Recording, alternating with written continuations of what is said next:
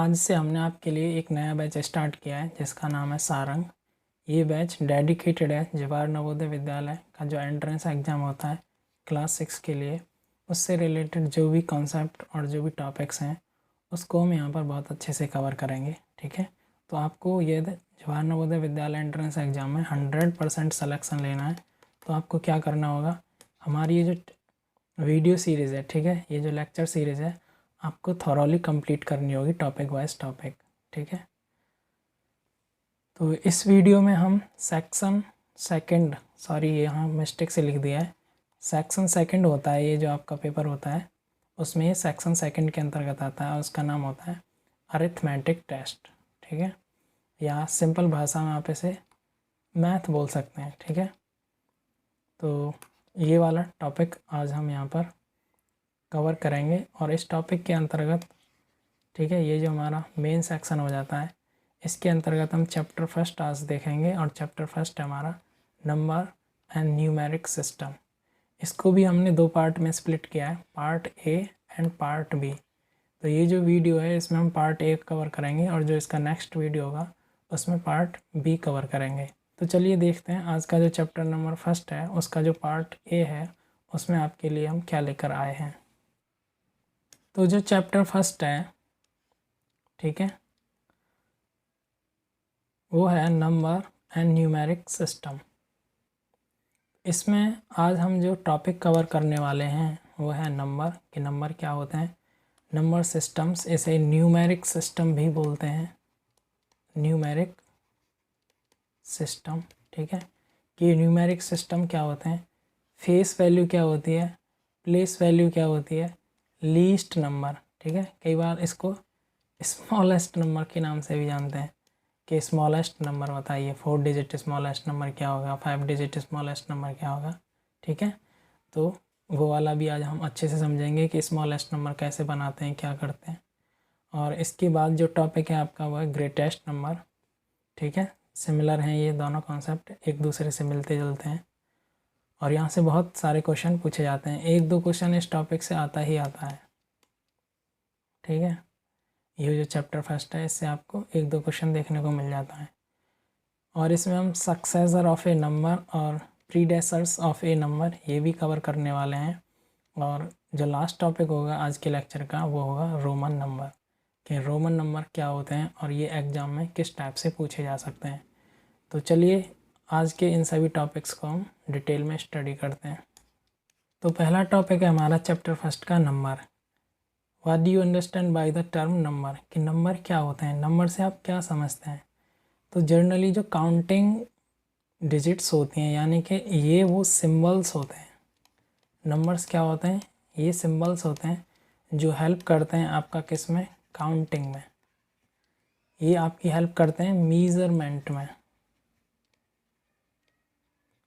ठीक है, तो जो काउंटिंग नंबर्स होते हैं वो क्या होते हैं, हमारे नंबर कहलाते हैं। ठीक है, तो ये था बेसिक पर्पस के नंबर क्या होते हैं, नंबर्स होते हैं हमारे सिंबल्स और वो सिंबल्स हमें हेल्प करते हैं किसी चीज़ को काउंट करने में और मेज़र करने में। ठीक है, लेकिन नंबर का फॉर्मेशन कैसे होता है, तो जो नंबर का फॉर्मेशन होता है वो होता है यूजिंग डिजिट्स। ठीक है, तो जो मैथमेटिक्स है उसमें 10 डिजिट होते हैं, टोटल कितने डिजिट होते हैं, 10 डिजिट होते हैं और ये 10 डिजिट आपके पास होते हैं 0 1 2 3 4 5 6 7 8 9। ये जो 10 डिजिट्स होते हैं इनकी ग्रुपिंग से, ठीक है, इनकी ग्रुपिंग से क्या होता है, नंबर फॉर्मेशन होता है। अब ये जो नंबर्स हैं आपके, ये 1 डिजिट भी हो सकते हैं जो कि इटसेल्फ डिजिट भी एक नंबर है, जैसे हम 1 डिजिट नंबर बोलते हैं। ये 2 डिजिट हो सकते हैं। ठीक है, जैसे कि एग्जांपल 82 84। ये 3 डिजिट हो सकते हैं, जैसे कि आप कहेंगे 200 300। कहने का मतलब है ये जो काउंटिंग नंबर्स होते हैं ये इनफाइनाइट होते हैं। ठीक है, यानी कि ये अनगिनत होते हैं, कितना भी बड़ा नंबर हो सकता है। ठीक है, मान के चलिए आप कहेंगे कि कैसे हो सकता है कितना बड़ा, तो आप कोई भी नंबर सोचिए, उसके नेक्स्ट जो नंबर होगा उसमें +1 कर दो, उससे वो बड़ा नंबर हो जाएगा। तो इसीलिए कहते हैं जो नंबर्स होते हैं वो इन्फिनिटी तक होते हैं, यानी इनफाइनाइट हैं, कोई उनका अंत नहीं है। तो यहाँ पर आपने समझा कि डिजिट क्या होता है और नंबर क्या होता है, इन दोनों में डिफरेंस होता है। डिजिट अपने आप में एक नंबर हो सकता है और डिजिट के कॉम्बिनेशन से नंबर फॉर्मेशन होता है। सिंपल भाषा में आप ऐसे समझिए जैसे कि हमारे पास क्या होते हैं, लेटर्स होते हैं। इंग्लिश में यदि आप बात करेंगे तो ABCD etcetera up to Z, तो ये कितने होते हैं हमारे पास, 26 लेटर होते हैं। इनके कॉम्बिनेशन से क्या है, जैसे कि मैंने लिखा C+A+N = कैन, ठीक है। तो ये थे हमारे पास लेटर्स, और इन लेटर्स के कॉम्बिनेशन से हमने लिखा कैन, और ये कैन हो जाता है हमारा वर्ड, ठीक है। तो सेम यही कॉन्सेप्ट यहाँ पर अप्लाई किया जाता है कि जो नंबर्स होते हैं हमारे वो 10 डिजिट के कॉम्बिनेशन से बनाए जाते हैं, ठीक है। और डिजिट अपने आप में एक नंबर होती है। होप आपको ये कॉन्सेप्ट समझ में आया होगा कि नंबर क्या होते हैं। नेक्स्ट हमारा मेन टॉपिक है वो है न्यूमेरिक सिस्टम। न्यूमेरिक सिस्टम क्या होता है, ये एक सेट होता है, ठीक है। ये एक सेट होता है, इस सेट की कुछ कैरेक्टरिस्टिक्स होती हैं और इस सेट की कुछ मैथमेटिकल प्रॉपर्टीज़ होती हैं, ठीक है, या फिर आप कह लीजिए मैथमेटिकल रूल्स होते हैं। तो जो न्यूमेरिक सिस्टम होते हैं वो एक सेट होता है, ठीक है। किसका सेट होता है, किसी कैरेक्टरिस्टिक का या फिर किसी मैथमेटिकल प्रॉपर्टी और रूल का, ठीक है। थोड़ा डिटेल में समझिए, मैं आपको समझाता हूँ। जैसे कि आप रीड करते हैं कि मेरे पास 1000 रुपीज़ हैं, आपके पास कितने 1000 रुपीज़ हैं, ठीक है। कोई कहेगा कि मेरे पास 10 रुपीज़ हैं, ठीक है। और एक तीसरा जो बहुत अमीर बंदा है वो आके कहता है बस 1000 रुपीज़, मेरे पास 1 मिलियन रुपीज़ है, ठीक है। यदि आप नंबर सिस्टम नहीं जानते होंगे तो अब आप कंफ्यूज हो जाएंगे कि मान के चलिए ये पर्सन ए है और ये पर्सन बी है और ये पर्सन सी है, इन तीनों पर्सन में से अमीर कौन है, ठीक है। यदि आपको न्यूमेरिक सिस्टम नहीं आता है तो आप इस प्रॉब्लम का आंसर नहीं कर पाएंगे, ठीक है। यहाँ आप देखेंगे कि ये तो रुपीज़ हैं, ये 1000 है, ये 10 है, तो क्लियरली यहाँ पर ए बड़ा हो गया बी से पैसों के मामले में। लेकिन ये मिलियन क्या है, ठीक है। हो सकता है कई बच्चों को पता हो और हो सकता है कई बच्चों को नहीं पता हो। तो ये मिलियन क्या होता है, ये 1000 क्या होता है, तो ये सब हम किसके अंतर्गत रीड करते हैं, ये हम पढ़ते हैं न्यूमेरिक सिस्टम के अंतर्गत। तो ये हमारे जो न्यूमेरिक सिस्टम होते हैं ये 2 टाइप्स के होते हैं। न्यूमेरिक सिस्टम कितने टाइप्स के होते हैं, 2 टाइप्स के होते हैं। पहला जो टाइप होता है वो होता है इंडियन सिस्टम और हिंदू सिस्टम। इसे अरेबिक सिस्टम भी बोलते हैं, क्या बोलते हैं इसको, अरेबिक सिस्टम बोलते हैं। तो पहले हम इस अरेबिक सिस्टम को समझ लेते हैं, और दूसरा होता है हमारे पास इंटरनेशनल सिस्टम, ठीक है। इसको हम इस टॉपिक के बाद समझेंगे। तो पहला है हमारा इंडियन या हिंदू सिस्टम। तो जनरली इसमें होता है क्या, जैसे मैं आपसे कहूँ कि मेरे पास 4,86,532 रुपीज़ हैं, ठीक है। तो ये जिस सिस्टम के अंतर्गत मैंने यहाँ पर लिखा है और आपके सामने बोला है, इसी सिस्टम को हम बोलते हैं हिंदू सिस्टम, ठीक है, हिंदू या अरेबिक सिस्टम। तो देखिए इसमें ये जो फर्स्ट वाला जो डिजिट है, फर्स्ट जो डिजिट है ये वंस की पोजीशन पर, यानी कि पहली वाली पोजीशन है। ये जो है ये टेंस पोजीशन है, और ये जो है ये हंड्रेड्स वाली पोजीशन है, और 6 जो है वो थाउजेंड्स पोजीशन पर है, और जो 8 है वो 10,000s पोजीशन पर है, और ये जो 4th है ये लैख, ठीक है, लैख या लाख, आप जो भी रीड कर सकते हैं, दोनों प्रोनाउंसिएशन सही होते हैं इसके। तो ये जो फोर्थ है ये लैक्स वाली पोजीशन पर है, ठीक है। तो हिंदी में इनको बोलते हैं जनरली इकाई, दहाई, सैकड़ा, हज़ार, 10,000, ठीक है। और ये हो जाता है आपका लाख। इससे भी आगे जाएंगे तो आप कहेंगे 10 लाख, ठीक है, यानी कि 10 लाख, ठीक है। इससे आगे भी आप जाएंगे तो करोड़, और फिर होता है 10 करोड़। तो इसके लिए आप एक सिंपल सा एक टेबल बना लीजिए, वहाँ से आपको और अच्छे से समझ में आएगा। सबसे पहले होता है हमारे पास वंस, फिर होते हैं हमारे पास टेंस, फिर होते हैं हमारे पास हंड्रेड्स, ठीक है। और उसके बाद होता है हमारे पास थाउजेंड्स,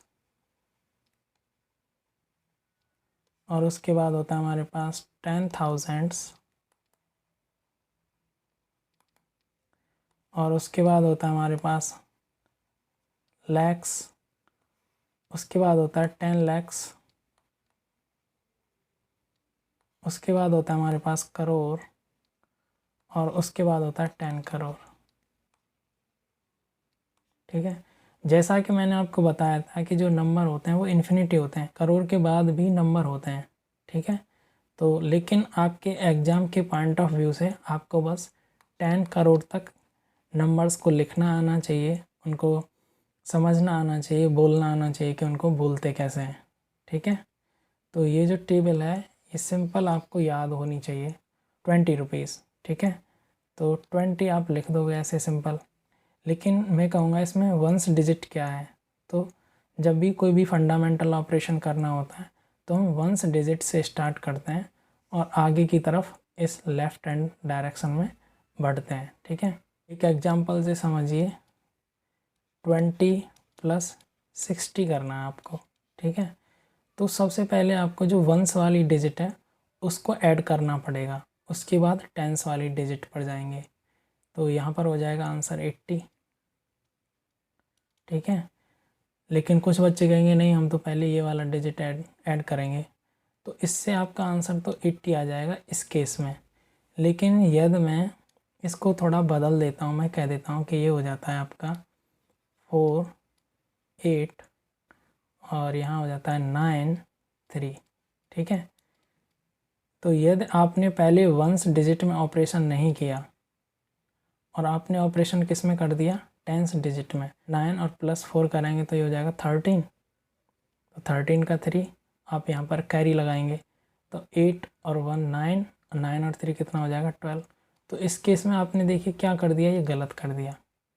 तो इसीलिए जो इम्पोर्टेंस होती है, जो न्यूमेरिक सिस्टम का जो महत्व होता है वो इन्हीं फंडामेंटल ऑपरेशंस को करने के लिए होता है, और जो डिजिट्स होती हैं उनको कैसे लिखा जाता है वो होता है। तो हमेशा आप याद रखेंगे कि एक होता है हमारे पास लेफ़्ट हैंड साइड और एक होता है राइट हैंड साइड। तो राइट हैंड साइड में जो फर्स्ट डिजिट होता है वो आपका वंस डिजिट होता है, और जब लेफ़्ट हैंड साइड की तरफ हम आगे की तरफ बढ़ते हैं तो ये डिजिट का जो, ठीक है, प्लेस वैल्यू है वो बदलता रहता है। वंस के बाद यहाँ टेंस हो जाएगा, ठीक है, फिर हंड्रेड्स हो जाएगा, फिर 1000 हो जाएगा, फिर 10,000 हो जाएगा, फिर लाख हो जाएगा, फिर 10 लाख हो जाएगा, फिर करोड़ हो जाएगा, फिर 10 करोड़ हो जाएगा, ठीक है। तो ये वाली चीज़ आपको आनी चाहिए कि इंडियन और अरेबिक सिस्टम में हम नंबर्स को कैसे लिखते हैं, ठीक है। तो टॉपिक नंबर 2 क्या है, ये एक इंटरनेशनल सिस्टम है, ये पूरे विश्व में सबसे ज़्यादा फॉलो किया जाता है। इसमें जो होता है, देखिए यहाँ यदि आपने ध्यान दिया हो, मैंने एक नंबर लिखा था जो लाख की टर्म में था, जैसे 4,82,463, ठीक है, ऐसे कोई नंबर लिखा था। तो जो पहला सेट होता है हमारा उसमें 3 डिजिट होती हैं, लेकिन उसके बाद जो भी सेट बनता है या तो उसमें 1 डिजिट होगा या फिर 2 डिजिट होंगे। हमेशा ध्यान रखेंगे आप, जो पहला सेट होता है उसमें मैक्सिमम 3 डिजिट होते हैं, लेकिन उसके बाद जितने भी यहाँ पर सेट बनेंगे उसमें या तो 1 डिजिट होगा या 2 डिजिट होगा। इस केस में देखिए यहाँ पर 2 डिजिट है और यहाँ पर सिंगल डिजिट है। कॉमा की बात कर रहा हूँ मैं, जो कॉमा हम यूज़ करते हैं, ठीक है। तो हम इसको ऐसे रीड करते हैं 4,82,463, ठीक है। इस केस में क्या होता है, जो पेयर बनते हैं वो 3 डिजिट्स के कॉम्बिनेशन से बनते हैं। इसका एक एग्जांपल लेते हैं कि कैसे 3 डिजिट्स का पेयर बनता है, यानी कि हर सेट में मैक्सिमम 3 डिजिट हो सकती हैं, कॉमा जो लगाते हैं, ठीक है। यहाँ पर 1 डिजिट हो सकता है, 2 हो सकते हैं, या फिर मैक्सिमम 3। सेम यहाँ पर मैक्सिमम 3 तक जा सकता है, यहाँ पर भी मैक्सिमम 3 तक जा सकता है। लेकिन जो इंडियन और हिंदू या अरेबिक सिस्टम है उसमें फर्स्ट सेट जो होता है उसमें मैक्सिमम 3 हो सकते हैं, उसके बाद जो होता है मैक्सिमम 2 ही हो सकता है, अदरवाइज़ या तो 1 होगा या फिर होगा नहीं। तो यहाँ पर एक नंबर लिख लेते हैं, जैसे कि हम लिख लेते हैं 534, 718, 613, ठीक है। तो इंडियन सिस्टम में ये नहीं है, क्यों? क्योंकि यहाँ पर जो सेट बना रखे हैं इन्होंने 3 डिजिट्स के बना रखे हैं। तो इस नंबर को यदि हम इंटरनेशनल सिस्टम के अकॉर्डिंग रीड करेंगे तो आप इसको रीड ऐसे करेंगे 534 मिलियन, ठीक है। कितना हो गया ये? 534 मिलियन, ठीक है। एंड 718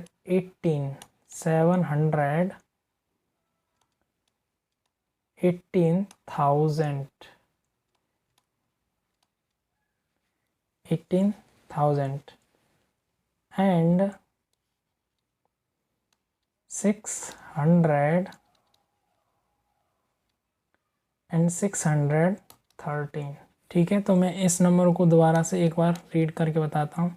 यदि इंटरनेशनल सिस्टम के अकॉर्डिंग हम इस नंबर को रीड करेंगे 534,718,613, ठीक है। तो यानी कि मिलियन, बिलियन और 3 डिजिट्स का जहाँ पर आपको सेट दिखाई दे रहा है वो क्या हो जाता है, वो इंटरनेशनल सिस्टम हो जाता है। ये आप पहचान लेंगे। इंडियन सिस्टम को मैं आपको यहाँ बता चुका हूँ। तो ये दोनों न्यूमेरिक सिस्टम आपको अच्छे से आना चाहिए। और इस टॉपिक से रिलेटेड जो क्वेश्चन बनते हैं वो क्या बनते हैं, जनरली आपको एक नंबर दे दिया जाएगा, जैसे 85463, ठीक है, ये नंबर दे दिया जाएगा और आपसे पूछा जाएगा कि इसको इंटरनेशनल सिस्टम में बताइए, इसका आंसर क्या होगा। तो आप क्या करेंगे, यहाँ पर एक कॉमा लगा देंगे और आप कहेंगे कि 85,463, ठीक है। तो इस नंबर का ये क्या है, न्यूमरल है, यानी कि एक नंबर है ये। और इस नंबर को वर्डिंग में हमने लिखा है, यानी कि वर्ड्स की फॉर्मेट में लिखा है। तो इसको यदि इंटरनेशनल सिस्टम के अंतर्गत हम लिखेंगे तो हम इसको वर्ड में लिखेंगे 85,463। लेकिन यदि आप इसको इंडियन सिस्टम में लिखेंगे तो सेम ही रीड करेंगे, आप भी इसको ऐसे ही रीड करेंगे इंडियन सिस्टम के अंतर्गत 85,463, ठीक है। लेकिन मैं यहाँ पर एक डिजिट ऐड कर देता हूँ। मान के चलिए इस नंबर को मैं अब ऐसे लिख देता हूँ 185463। अब आप इसको कैसे लिखेंगे, तो यदि मैं कहूँ कि आप इसे इंटरनेशनल सिस्टम के अंतर्गत लिखिए, ठीक है, वर्ड फॉर्मेट में, तो आप इसको क्या करेंगे, 3 डिजिट के पेयर बना देंगे और यहाँ पर एक कॉमा लगा देंगे। अब आप इसे रीड करेंगे 185,463, ठीक है। आप ऐसे इसको रीड करेंगे। लेकिन यदि इस नंबर को मैं इंडियन सिस्टम के अंतर्गत रीड करता हूँ या फिर लिखता हूँ तो इसको मैं कुछ इस प्रकार लिखूँगा। मैं क्या करूँगा कि पहला सेट तो मैं 3 डिजिट का ही बनाऊँगा, लेकिन जो दूसरा सेट है वो 2 डिजिट का, और बाद में बचेगा एक सिंगल डिजिट अलग। तो इसका जो यहाँ पर इंडियन सिस्टम के अंतर्गत जो वर्ड फॉर्मेट होगा वो होगा 185,463। ठीक है, तो होप आपको समझ में आया होगा कि मैं यहाँ समझाने की क्या कोशिश कर रहा हूँ। मैं आपको समझाने की कोशिश ये कर रहा हूँ कि जो नंबर्स होते हैं, ठीक है, न्यूमरल्स बोलते हैं इनको, ये जो न्यूमरल्स होते हैं इनको आपको लिखना आना चाहिए कि इंटरनेशनल सिस्टम में इनको कैसे लिखते हैं और हिंदू या अरेबिक सिस्टम में इनको कैसे रिप्रेजेंट करते हैं। ठीक है, न्यूमरल से वर्डिंग और वर्डिंग से न्यूमरल, ये कन्वर्जन आना चाहिए, इससे रिलेटेड क्वेश्चन पूछे जाते हैं। तो चलिए आगे बढ़ते हैं नेक्स्ट टॉपिक की तरफ।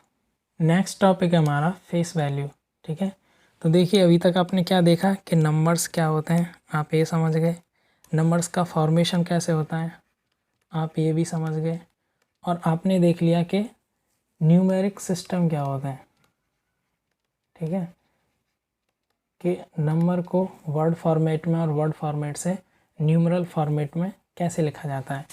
इस टॉपिक में हम पढ़ने वाले हैं फेस वैल्यूज़ क्या होती हैं। ठीक है, तो सपोज़ कीजिए आपके पास एक नंबर है, ये नंबर आपको दे रखा है 75908, और आपसे कहा जाए कि यहाँ पर बताइए 7 का फेस वैल्यू बताइए।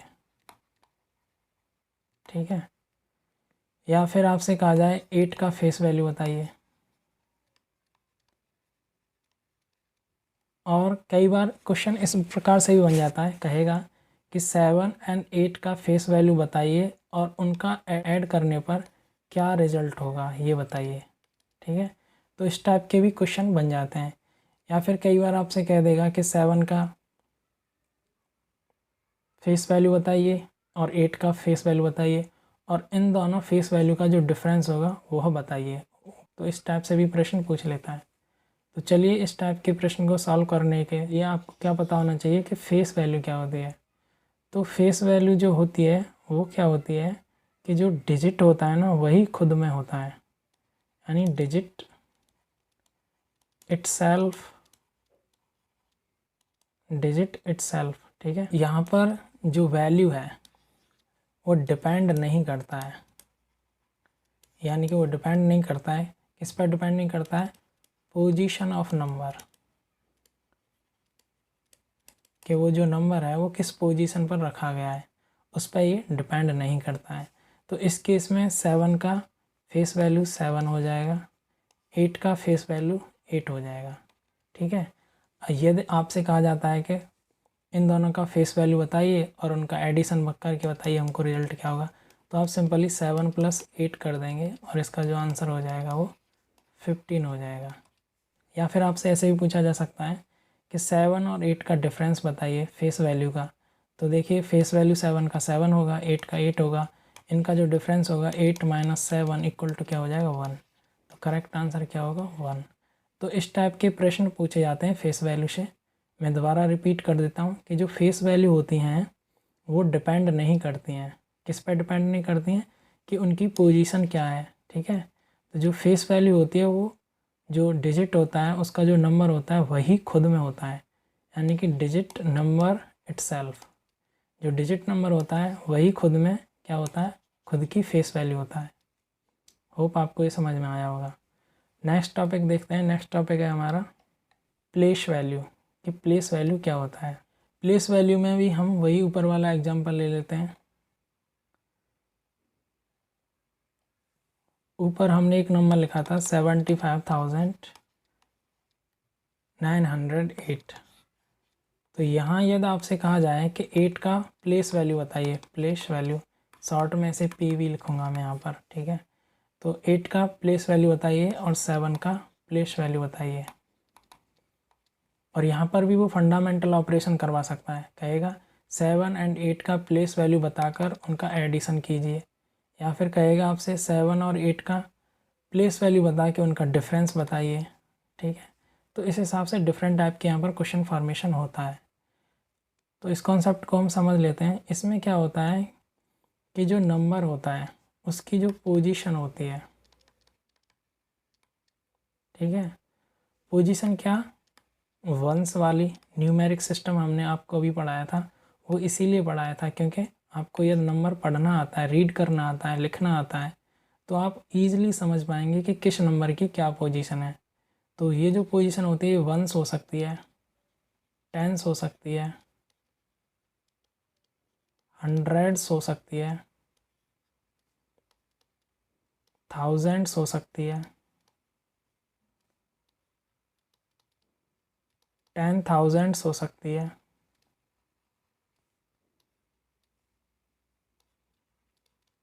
लाख हो सकती है, और 10 लाख हो सकती है,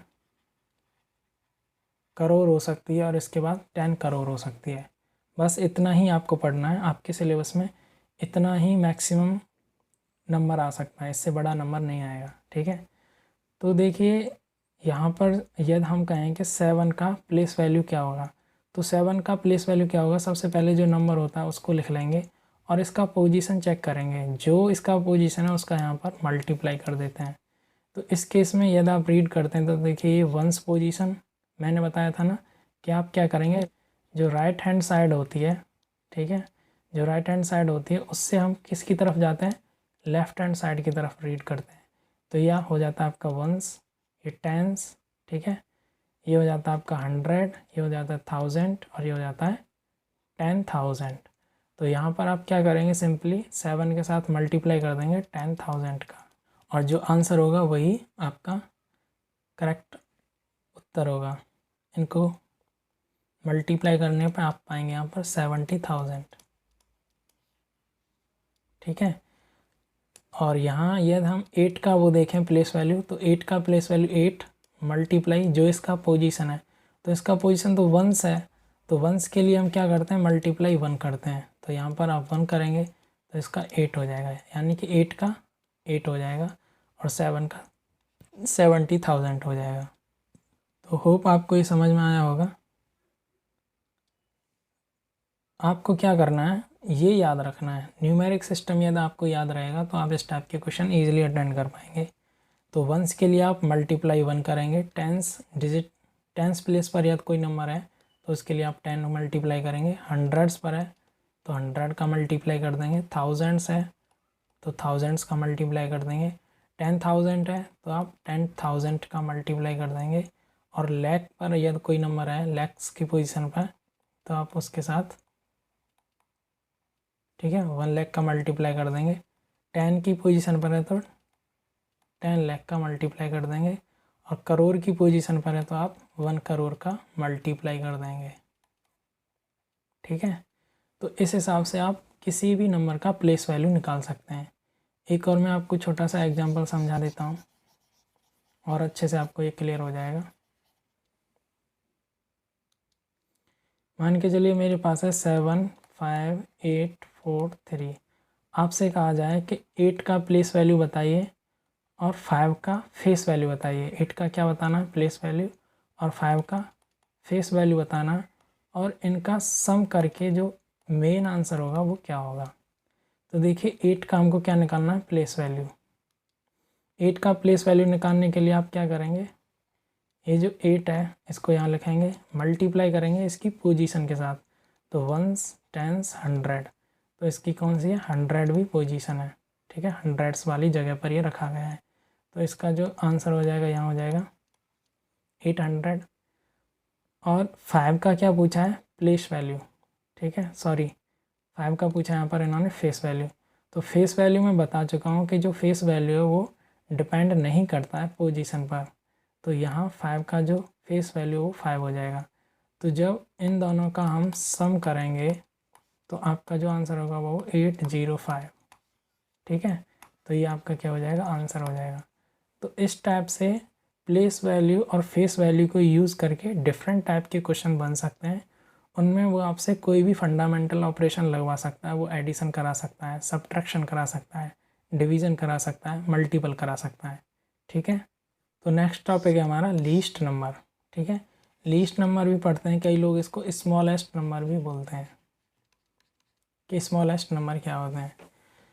तो देखिए जनरली क्या होता है, यदि आपसे कोई कहे कि आपको n डिजिट का स्मॉलेस्ट नंबर लिखना है, n डिजिट का क्या लिखना है, स्मॉलेस्ट नंबर।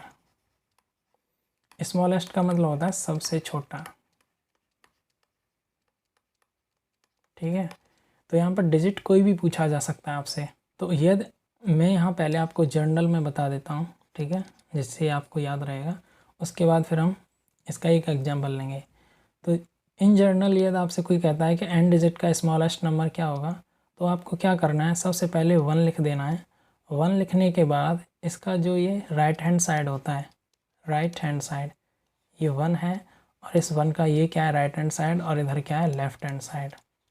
ठीक है, तो यदि n डिजिट का स्मॉलेस्ट नंबर आपसे पूछा जाए तो आप सिंपली 1 लिखेंगे, और इसके जो राइट हैंड साइड है वहाँ पर n-1 जीरोज़ डाल देंगे।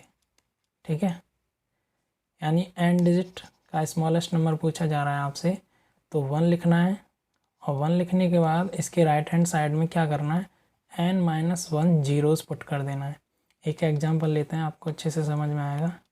जैसे कहा जाए आपसे कि 5 डिजिट का, ठीक है, 5 डिजिट का स्मॉलेस्ट नंबर क्या होगा, 5 डिजिट का स्मॉलेस्ट नंबर क्या होगा, तो आप क्या करोगे, 1 लिखोगे, उसके बाद इसका जो ये है राइट हैंड साइड हो जाएगा, और ये 5 डिजिट है तो 5 का मतलब यहाँ पर n, तो यहाँ पर कितने जीरोज़ आएंगे, राइट हैंड साइड में जीरोज़ लिखते हैं ना हम, तो कितने जीरो आएंगे, 5-1।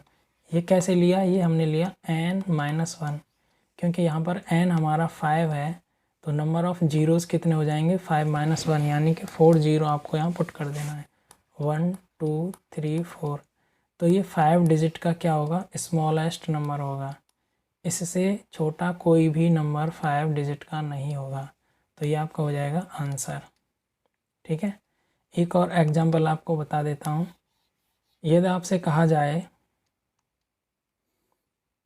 कि 6 डिजिट का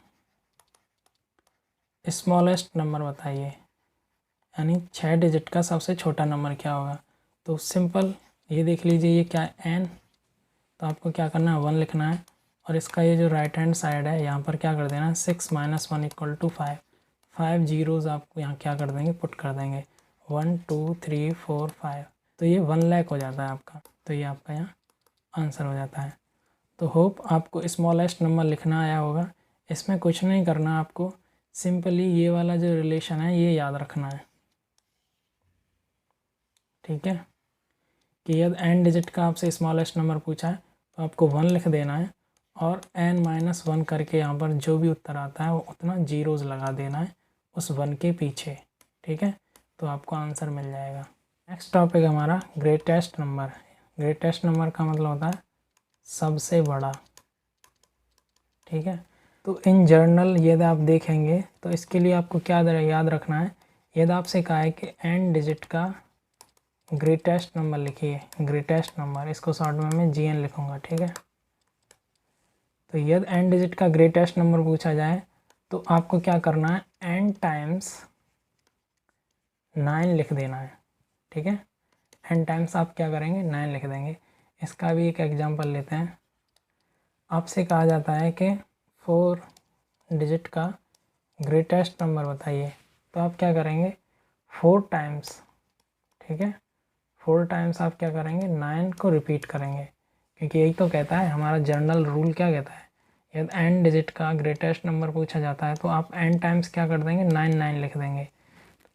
तो यहाँ पर हमसे पूछा गया है कि 4 डिजिट का ग्रेटेस्ट नंबर बताइए, तो आपको क्या करना है, 4 टाइम्स 9 कर देना है। तो इसका जो आंसर होगा वो होगा 9 9 9 9, तो यानी कि 9999 जो होगा ये आपका 4 डिजिट का ग्रेटेस्ट नंबर होगा। ठीक है, सिमिलरली आप दूसरा एग्जांपल ले सकते हैं। एग्जांपल नंबर 2, आपसे कहा जा सकता है कि 6 डिजिट का, ठीक है, ग्रेटेस्ट नंबर बताइए। तो यहाँ पर भी आपको कुछ नहीं करना, सिंपल वही करना है। आप क्या करेंगे, 6 टाइम्स क्या कर देंगे, 9 लिख देंगे, 1 2 3 4 5 6। ठीक है, तो 9,99,999 ये आपका क्या हो जाएगा, 6 डिजिट का ग्रेटेस्ट नंबर हो जाएगा। ठीक है, तो इन दोनों टॉपिक से रिलेटेड किस टाइप के क्वेश्चन बनते हैं वो आपको थोड़ा सा बता देता हूँ। कहेगा आपसे 3 डिजिट का, ठीक है, स्मॉलेस्ट नंबर प्लस कर दो 2 डिजिट का ग्रेटेस्ट नंबर। तो इस टाइप के क्वेश्चन बना सकता है। प्लस की जगह आपसे कोई और ऑपरेशन लगा सकता है, डिवीज़न, मल्टीप्लिकेशन, सब्ट्रैक्शन, ऐसा कुछ ऑपरेशन लगा सकता है।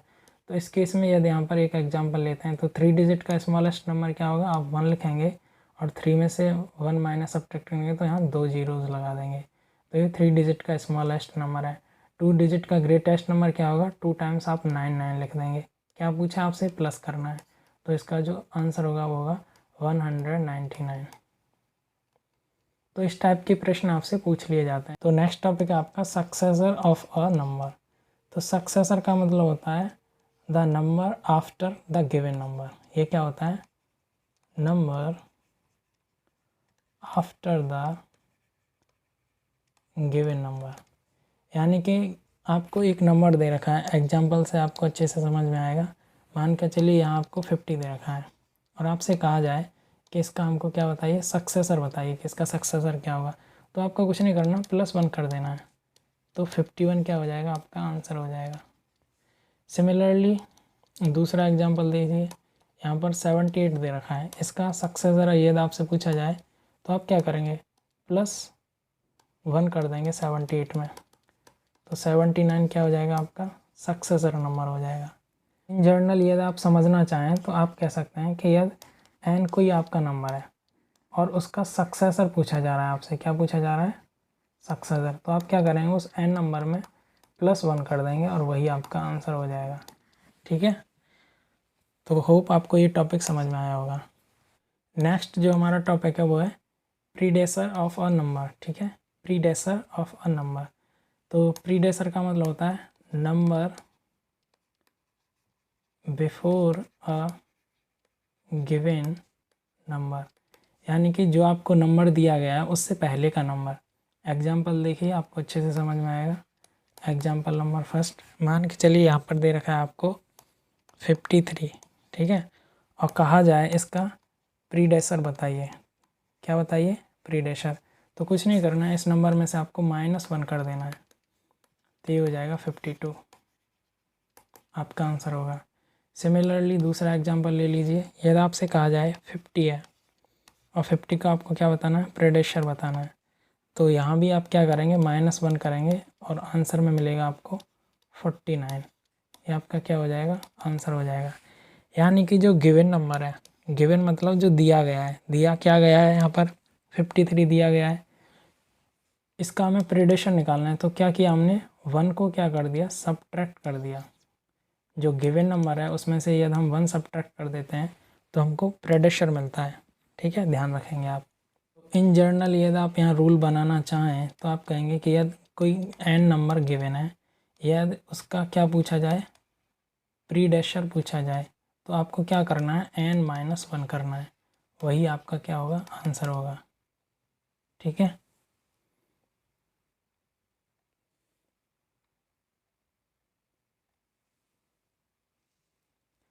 तो यहाँ पर इस टॉपिक से रिलेटेड कैसे क्वेश्चन बन जाते हैं, तो यहाँ पर एक एग्जांपल दे के बताता हूँ। आपके एग्जाम में पूछ सकता है कि what will be the sum of successor and predecessor of 78।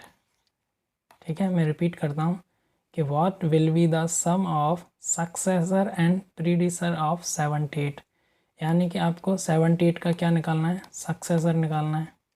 तो वो क्या करेंगे आप, 78 + 1 = कितना हो गया, 79। और 78 का आपको क्या निकालना है, प्रीडेसर निकालना है। तो आप क्या करेंगे, 78 - 1 = 77। और पूछा है सम, तो आप क्या कर देंगे, इन दोनों को ऐड कर देंगे। तो ऐड करने पर आपको मिलेगा यहाँ पर 6 कैरी 1 और ये हो जाएगा 156। तो ये आपका आंसर होगा। तो इस टाइप के प्रश्न भी आपके एग्ज़ाम में पूछे जा सकते हैं। होप आपको यहाँ तक सभी क्लियर हुआ होगा। यदि किसी बच्चे को कोई टॉपिक समझने में प्रॉब्लम आ रही है तो वो कमेंट बॉक्स में मुझे लिख कर बताएगा, मैं उसका सॉल्यूशन उसको बताऊंगा, ठीक है। तो आज के लेक्चर का हमारा जो लास्ट टॉपिक है वो हम देख लेते हैं। ये है हमारा रोमन नंबर्स, ठीक है। तो कई बच्चों को पता होगा कि रोमन नंबर्स क्या होता है, लेकिन कई बच्चों को ये नहीं पता होगा कि जो हम अपनी डेली लाइफ में ये नंबर यूज़ करते हैं ना 1 2 3 4, ये क्या होते हैं? ये है ना अरेबिक नंबर होते हैं। क्या होते हैं ये? अरेबिक नंबर्स होते हैं, या फिर आप इन्हें हिंदू नंबर्स भी बोल सकते हैं, ठीक है। हिंदू या इंडियन सिस्टम में ये नंबर्स फॉलो किए जाते हैं। तो रोमन नंबर्स क्या होते हैं? ये होते हैं आपके फर्स्ट, सेकंड, थर्ड, फोर्थ, इस टाइप के जो नंबर्स आपने लिखे देखे होंगे ना, कहाँ कहाँ लिखे मिल जाते हैं ये आपको? जनरली हम क्लास जो बताते हैं, ठीक है, क्लास का जो स्टैंडर्ड होता है कि जैसे फर्स्ट स्टैंडर्ड में पढ़ रहा है, सेकंड क्लास, थर्ड स्टैंडर्ड का बच्चा है, ठीक है, तो क्लास को रिप्रेजेंट, या फिर कई बार जो वॉल क्लॉक होती हैं, हमारी दीवार पर जो घड़ी टंगी हुई होती है ना, उनमें भी ये लिखा होता है फर्स्ट, सेकंड, थर्ड, यहाँ 6 होगा या 9th होगा, ठीक है। तो ये सिस्टम वहाँ हमारी वॉल क्लॉक में भी मिलता है। दूसरा क्या होता है, कई बार जो पेज की नंबरिंग होती है, ठीक है, पेज नंबरिंग होती है, वहाँ भी यूज होता है first number, second page, third page, ठीक है, ऐसे। तो जो रोमन नंबर्स है उसके एप्लीकेशन क्या है कि जनरली किसी स्टैंडर्ड जो क्लास होती है उसको बताने के लिए, क्लॉक में रिप्रेजेंटेशन के लिए, पेज नंबरिंग के लिए, और दूसरा रैंक भी बताते हैं, ठीक है। जैसे कि फर्स्ट आया है, सेकंड आया है, थर्ड आया है, तो क्या है, रैंकिंग भी बता सकते हैं। तो ये थे रोमन नंबर्स के एप्लीकेशन। आपको ये ज़्यादा नहीं याद करने हैं, आप इसमें जो मेन होते हैं मैं वो आपको बता देता हूँ कि आपको कौन कौन से रोमन नंबर याद होने चाहिए। मेन रोमन नंबर्स हैं वो मैं आपको बता देता हूँ। 1 to 10 आपको याद होना चाहिए, जैसे first, second, third, fourth, fifth, ये क्या है, 1 2 3 4 5 6 7 8 9 10 6 7 8 9 10, तो ये 1 to 10 याद होना चाहिए। उसके बाद आपको याद होना चाहिए 20, ये 20 हो जाता है, 3 टाइम्स कर देंगे तो ये कितना हो जाता है, 30 हो जाता है, ठीक है। अब 4 टाइम करने से ये 40 नहीं होगा, आपको 40 का याद होना चाहिए। 40 को हम लिखते हैं XL, ठीक है, ये क्या होता है आपका 40 होता है। L क्या होता है आपका 50 होता है। XC ये आपका 90 होता है, और C ये आपका 100 होता है, और D आपका 500 होता है। तो इतना आपको मिनिमम याद होना चाहिए, ठीक है। तो इससे बाकी के आप सारे नंबर बना सकते हैं, और प्रैक्टिस आप अपनी बुक से कर सकते हैं। बुक मैंने आप लोगों को बता दिया है, अरिहंत पब्लिकेशन का आप बुक परचेज़ कर लीजिए, या फिर पूजा पब्लिकेशन का आप बुक परचेज़ कर लीजिए। कोई भी एक बुक परचेज़ कर लीजिए जिस भी लैंग्वेज में आप कंफर्टेबल हैं, उसके अकॉर्डिंग जैसे जैसे मैं आपको टॉपिक पढ़ाता जाता हूँ उस चैप्टर से रिलेटेड जो भी प्रैक्टिस एक्सरसाइज हैं आप उनको सॉल्व करेंगे। यदि किसी को कोई प्रश्न हल करने में प्रॉब्लम आ रही है तो वो मुझे कमेंट बॉक्स में बताएगा कि उसको क्या प्रॉब्लम आ रही है, और डायरेक्ट कॉन्टैक्ट भी कर सकता है, ठीक है। तो आज का लेक्चर हम यहाँ पर ही समाप्त करते हैं। Thank you for watching this video. Please do like, subscribe and share our channel.